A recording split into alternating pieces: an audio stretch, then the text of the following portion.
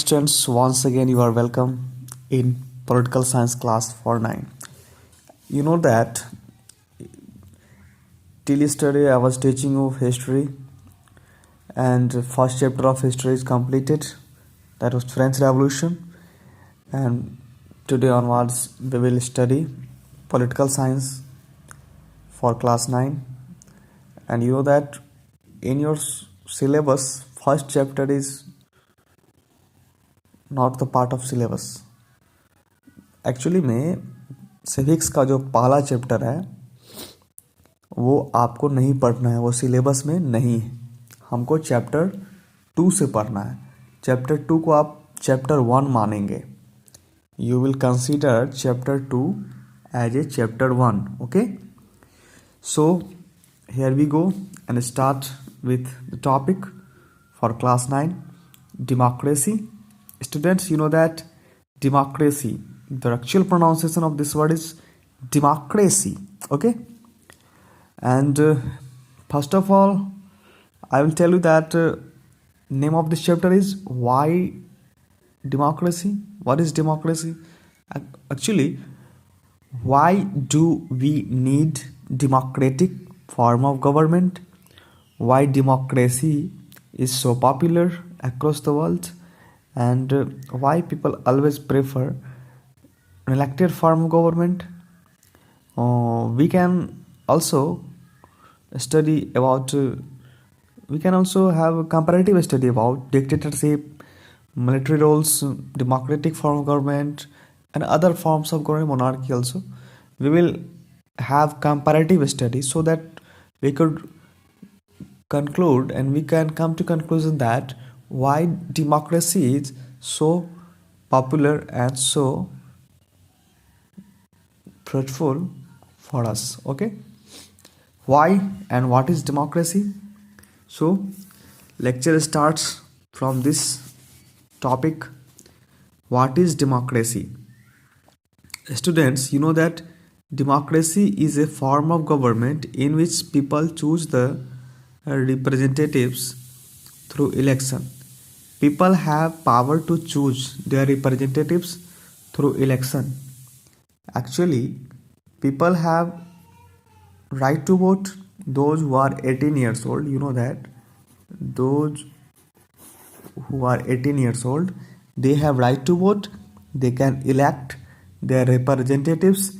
In India, particularly, we have a representative form of democracy, a representative form of government, and we have power to elect.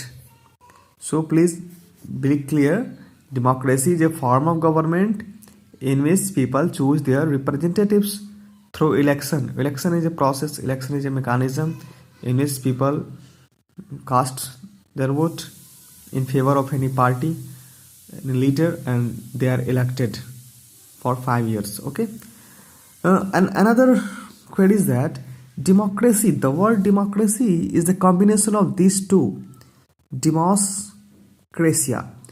Demos and krasia is a Greek word. Demos means people, krasia means rule. Demos means people, krasia means rule. Democracy मतलब people's rule, rule of people, जनता का शासन. This is called also one of the best form of government. Why most of the country have accepted democratic form of government? Just because its feature and its importance. So how can we minimize, how can we underestimate the importance of democracy? No. Abraham Lincoln says that democracy is a government for the people, by the people, of the people. जनता का, जनता के लिए, जनता के द्वारा सरकार जो है वो democracy है। ये अब्राहम लिंकन का कोटेशन है। वो एक्स प्रेसिडेंट रह चुके हैं अमेरिका के, यूनाइटेड स्टेट्स ऑफ अमेरिका के राष्ट्रपति थे अब्राहम लिंकन। उन्होंने कहा जनता का, जनता के लिए, जनता के द्वारा जो सरकार चुनी जाती है, जनता इसमें भाग लेती है, जनता इसमें चुनाव के द्वारा अपनी सरकार को चुनती है। ऐसे सिस्टम को हम लोग डेमोक्रेसी कहते हैं। ये बात अब्राहम लिंकन साहब ने कहा था। ओके, आगे बढ़ते हैं। डेमोक्रेसी एक ऐसी गवर्नमेंट का फॉर्म है जिसमें पीपल चुनाव के थ्रू अपने रिप्रेजेंटेटिव को इलेक्ट करती, इलेक्शन में इलेक्ट करती है. People choose there representatives. It's okay. Next, move ahead. Features. If somebody asks you what is the feature, what are the features of democracy, you can say rulers are elected by people. जो भी लोग voters होते हैं, जो 18 years के हो चुके हैं, जिनके पास इलेक्शन वोटर कार्ड है, जो वोट देने के एलिजिबल है, जिसको हम लोग कहते हैं ना एडल्ट फ्रेंचाइज, जिसको हम लोग कहते हैं क्या, एडल्ट फ्रेंचाइज, वोट देने का जो अधिकार है, एडल्ट फ्रेंचाइज. ठीक है. तो rulers are elected by people. People involves in decision making process. जनता के द्वारा भागीदारी होती है. जनता कोई फैसला जो सरकार लेती है उसमें जनता की सहमति बहुत ही आवश्यक. जनता के द्वारा चुने गए जो प्रतिनिधि हमारे क्षेत्र को, हमारे कॉन्स्टिट्यूएंसी को जो रिप्रेजेंट कर रहे होते हैं लोकसभा में या फिर विधानसभा में, वो हमारी ही आवाज़ होते हैं. कहीं ना कहीं देखिए, India is such a vast country and we have so much diversity. It is not quite possible to sit everybody. Generally, students ask that, sir, you say that democracy is a form of government in which people is the ruler. People choose representatives through the election. I say that people choose their representatives. People is not the ruler. People is ruled by others. People have power to choose. हम सरकार को चुन सकते हैं. सरकार हम लोग खुद बन नहीं सकते. करोड़ों लोग की आबादी है, सभी लोग कहेंगे हम सरकार बनेंगे, तो ऐसा संभव नहीं. हमारे ही समाज में से कुछ लोग चुने जाते, इलेक्ट किए जाते हैं. किसके द्वारा? हमारे द्वारा. और वो हमारे लिए शासन के लिए रिस्पॉन्सिबल होती है. देश में एक बेहतर, एक विकसित सरकार बनाने के लिए वो कमिटेड होते हैं. ऐसा होना भी चाहिए. ठीक है.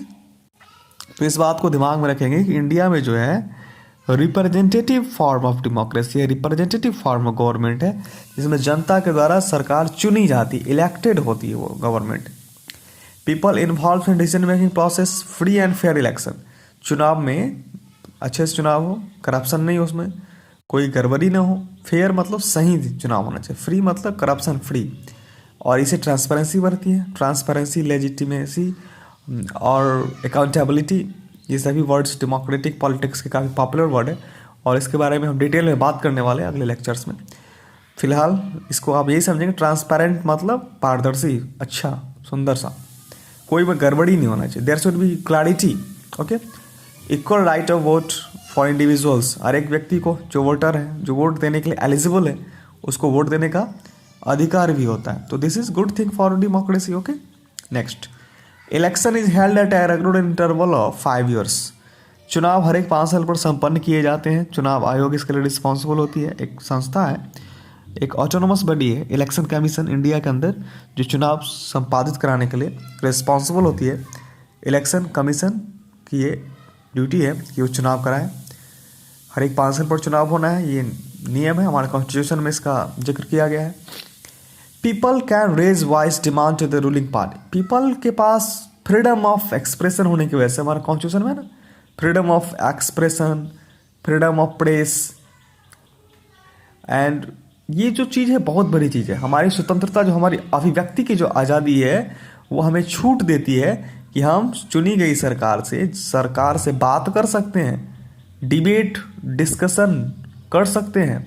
पार्लियामेंट में एक्चुअली होता क्या है, पार्लियामेंट में जो हमारे रिप्रेजेंटेटिव्स होती हैं, वो कहीं ना कहीं हमारी आवाज़ को रखने के लिए, हमारे वॉइस को वहाँ पहुँचाने के लिए तो है. और तो वहाँ पर जो डिस्कशंस होते हैं, वहाँ पर जो पार्लियामेंट में जो चर्चाएं होती है, जो सत्र चलता है, सेशन, जो पार्लियामेंट में जो डिफरेंट सेशंस होते हैं, वो कहीं ना कहीं इस बात का सबूत है कि पीपल की वॉइस जो है वहाँ उठती है. उसके इतर अगर बात करें तो ये भी कह सकते हैं कि जनता सवाल कर सकती है सरकार से, मीडिया के थ्रू करती है. पब्लिक प्लेटफॉर्म प्रोवाइड किया जाता है सरकार से बात करने के लिए. सरकार को जवाब भी देना पड़ता है, सरकार ने क्या किया 5 साल के लिए, जो उनको जनता ने चुन करके भेजा, पार्टी को सरकार में आने का मौका दिया. किसी रूलिंग पार्टी में से सवाल करने का अधिकार किसी भी व्यक्ति को है. तो ये सबसे अच्छी बात है डेमोक्रेसी की, कि हम अपनी बात को वहाँ पहुँचा सकते हैं, रख सकते हैं. This is very interesting. Next is equal sharing of power opportunity among all. हर एक व्यक्ति को मौका मिलता है. यहाँ पर कोई कास्टिज्म, कोई रिलीजियस प्रेजुडिस माइंडसेट का कोई नहीं होता है। यहाँ पर कोई भी प्रकार का हम डिस्क्रिमिनेशन नहीं कर सकते। Everyone either his birth, sex, race, religion, caste, creed, ethnicity, every किसी भी चीज़ का कोई भी डिफरेंस हो, हमको डिफरेंशिएट नहीं करना, डिफरेंसेस को एक्सेप्ट करना है। हम इसको कहते हैं यूनिटी इन डाइवर्सिटी, विविधता में एकता। अब हमारे देश के फर्स्ट जो प्राइम मिनिस्टर हुए पंडित जवाहरलाल नेहरू जी, उन्होंने कहा यूनिटी इन डाइवर्सिटी, विविधता में एकता। तो उनका जो कोटेशन था वो ये कहना चाहते थे कि हर एक व्यक्ति का समान होना चाहिए, उसके जाति, धर्म, भाषा, रंग, रूप, पंथ, संप्रदाय, लिंग का कोई भेदभाव नहीं करना है। एक्चुअली ऐसा देखा जाता है कि women are discriminated, they are underrated most of the time. No, this should not be there. हमें अपॉर्चुनिटी क्रिएट करना है, इक्वालिटी की बात करनी। कॉन्स्टिट्यूशन क्या कहता है? Right to equality, everyone is equal before the law, there should not be any discrimination on the basis of religion, caste, creed, gender. Then how can be? So democracy is better in all perspective, you can say. Major decisions taken by elected leaders. जो जनता के द्वारा चुनी गई सरकार है, जो leaders हैं, उनके पास ये अपॉर्चुनिटी होता है, उनको ये अधिकार है कि जनता के बारे में वो फैसला कर सके, जनता की बात को सुने, माने और उनके अकॉर्डिंग वो कार्य करें। तो I think that it's good enough for today and I hope that you must have understood all the points which I have discussed, and for today's homework you will read out these things and you will make notes as a homework. You will read these notes carefully and prepare for next. So thank you very much for being with me. Next class tomorrow we will meet again with new topics, major decisions taken by the elected leaders, and we have some more different stories of different nations, practices of democracy, liberal democracy क्या होता है, democracy में people की क्या expectations होती है ruling government के साथ। पाकिस्तान का केस हम लोग स्टडी करेंगे, हमारे पास घाना का केस स्टडी होगा, हमारे पास दुनिया के कुछ चुनिंदा देश ऐसे जहाँ पर डेमोक्रेसी के बारे में जो धारणाएं हैं, जो कॉन्सेप्ट है, उसके बारे में स्टडी करेंगे। हम लोग इंडिया के बारे में पढ़ेंगे, कुछ और कंट्रीज़ का भी हम लोग एग्जाम्पल लेंगे और एक बेटर अंडरस्टैंडिंग को क्रिएट करेंगे।